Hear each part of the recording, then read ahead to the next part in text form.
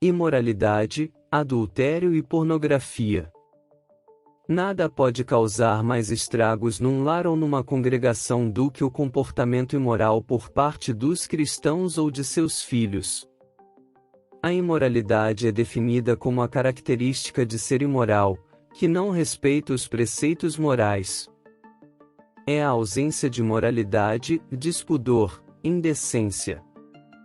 É a maneira de agir da pessoa que não respeita regras morais, a virtude, a moral, os bons costumes, a honestidade, etc. É o comportamento devasso ou libertino, devassidão, libertinagem.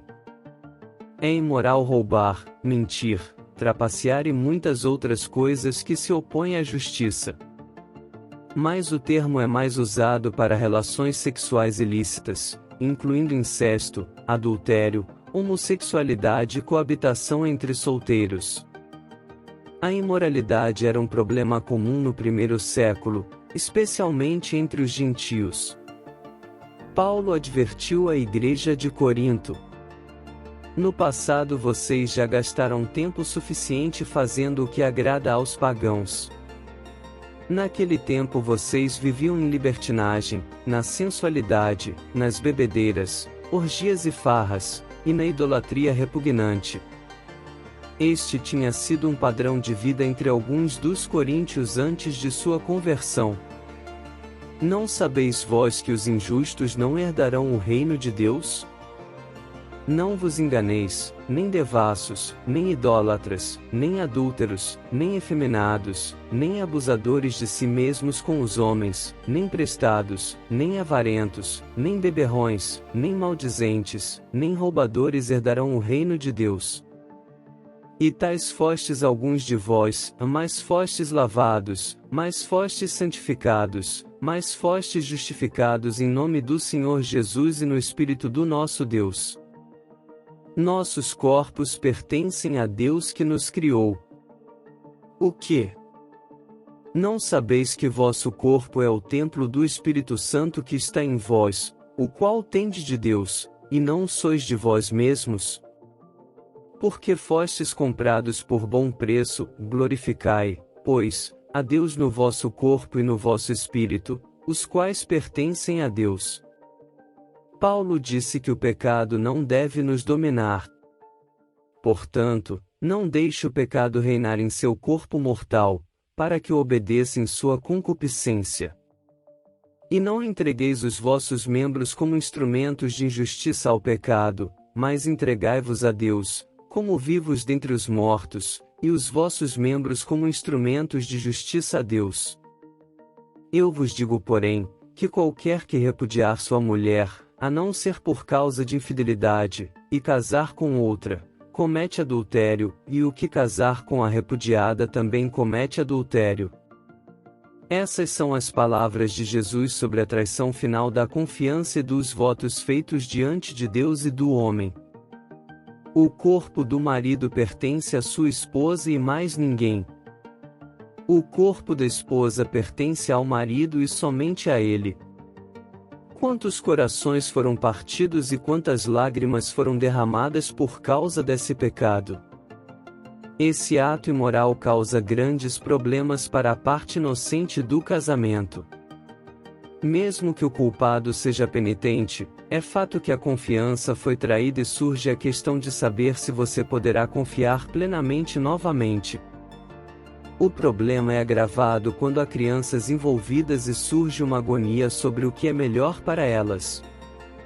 Mas também há problemas para o culpado. Se o inocente exercer seu direito de repudiá-lo, o culpado perderá o direito ao casamento. Alguns acham que é um preço muito alto a pagar. Mas o Senhor disse: qualquer que casar com a repudiada, comete adultério. O pior problema de todos é que Deus é ofendido. Uma alma está em jogo. Deus fez suas leis de casamento rígidas de propósito. O casamento foi ordenado por Deus para o bem da família humana. É a unidade básica de toda a sociedade ordenada. Embora a cultura atual tenda a tratar o adultério como algo normal, Deus não o vê assim. E nós também não devemos aceitar como algo normal. Mas o inocente deve exercer o direito de se afastar do réu quando o arrependimento é evidente. Todas nossas ações têm consequências. É a lei de Deus que o inocente pode repudiar o culpado. Alguns são capazes de restabelecer o relacionamento e tirar o melhor dele. Outros têm dificuldade. Quem está de fora não sabe quantas vezes o inocente foi injustiçado. Foi uma aventura única. Ou parte de um padrão de infidelidade. Não demora muito para atrair seus votos, mas pode levar muito tempo para restaurar a confiança e recuperar a esperança. Que problemas seriam evitados se as pessoas simplesmente conseguissem fazer o que é certo? Outro problema avassalador é a pornografia. É desenfreado em nossa cultura nos últimos anos. A visualização de fotos e imagens de pessoas envolvidas em todas as formas de atividade sexual gerou uma enorme indústria em todo o mundo. A era do computador e da internet trouxe a pornografia para os lares em todo o mundo.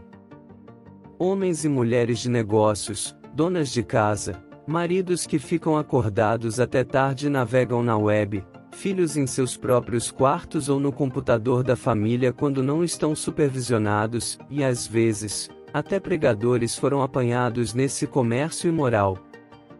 Casas foram destruídas por causa disso. As obras da carne incluem fornicação, impureza, lascívia. Pedro descreveu aqueles que têm os olhos cheios de adultério. Não pode haver uma descrição mais precisa desse pecado. Judas os descreve como sonhadores imundos. Judas também disse: Mas, amados, lembrem-se das palavras que foram ditas anteriormente pelos apóstolos de nosso Senhor Jesus Cristo, como eles disseram a você que deveria ter escarnecedores nos últimos tempos, que deveriam andar segundo suas próprias concupiscências. Estes são os que se separam, sensuais, não tendo o Espírito. Paulo advertiu Tito sobre aqueles para quem nada é puro, mas a mente e a consciência deles estão contaminadas. Se podemos manter nossas mentes pensando no tipo de coisas que Paulo mencionou em Filipenses, capítulo 4 e versículo 8, não haveria espaço ou gosto pela pornografia. Finalmente, irmãos, tudo que for verdadeiro, tudo que for nobre, tudo que for correto, tudo que for puro, tudo que for amável, tudo que for de boa fama, se houver algo de excelente ou digno de louvor, pensem nessas coisas. Além de violar o que é ensinado nas passagens anteriores, o problema com a pornografia é que ela desperta a paixão, distorce a realidade, cria expectativas falsas e irracionais no casamento, faz com que as mulheres sejam vistas como objetos em vez de pessoas de valor, e reduz as pessoas ao nível do bruto. Ao comprar tal material, você ajuda a subsidiar um mal que está confiante para a queda de almas e também de todas as nações. Quem consome pornografia tem as mãos sujas de sangue, muitas mulheres e crianças que desaparecem, viram escravas sexuais, são usadas e abusadas até a morte. Quando se descobre que um marido ou esposa tem tal atração por pornografia, é hora de sentar e ter algumas conversas profundas. Não é hora de gritar, berrar e afiar línguas sarcásticas. Fale francamente sobre sua vida sexual. Pode ser que alguém tenha expectativas irrealistas, ou que um não tem satisfeito o outro. As pressões do trabalho e da vida diária podem contribuir para isso. Alguém pode tender a ser frio, púdico ou indiferente. E às vezes há problemas muito mais profundos.